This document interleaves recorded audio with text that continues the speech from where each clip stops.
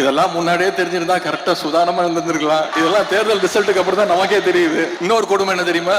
இந்த ஆட்சியில அமைச்சர்கள் வந்திருக்காங்கல்ல, நியமிக்கப்பட்டிருக்காங்கல்ல, எந்த அமைச்சருக்கு எந்த துறைன்னு அமைச்சருக்கு தெரியல.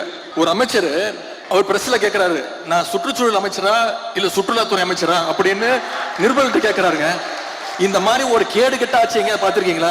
அமைச்சருக்கு தெரியல என்ன பொறுப்புன்னு, எந்த இலாக்கான்னு தெரியல. நிருபரை பார்த்து கேட்கிறாரு. ஒரு பழமொழி சொல்லுவாங்க, ஒரு கோமாளி அரண்மனைக்கு போறதாலேயே அவன் அரசன் ஆயிட மாட்டான், அந்த அரண்மனை தான் சர்க்கஸ் கூடாரமாக மாறிவிடும் அப்படின்னு ஒரு பழமொழி சொல்லுவாங்க.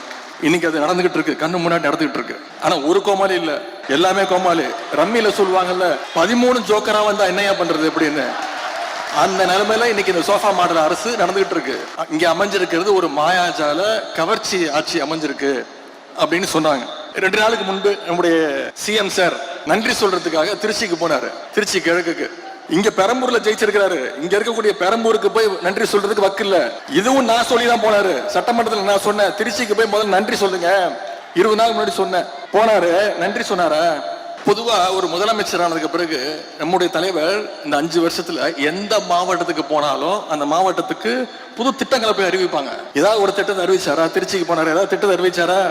ஒரு திட்டமும் கிடையாது. திருச்சி கிழக்குல இன்னும் 6 மாசத்துல இடைத்தேர்தல் வரப்போகுது. அதுக்கான பிரச்சாரத்துக்காக போயிட்டு அவர் எப்ப வாயை திறந்தாலும் அவர் வாயிலிருந்து வர வார்த்தை ஒன்னே ஒண்ணுதான், எல்லாத்துக்கும் காரணம் திமுக தான்.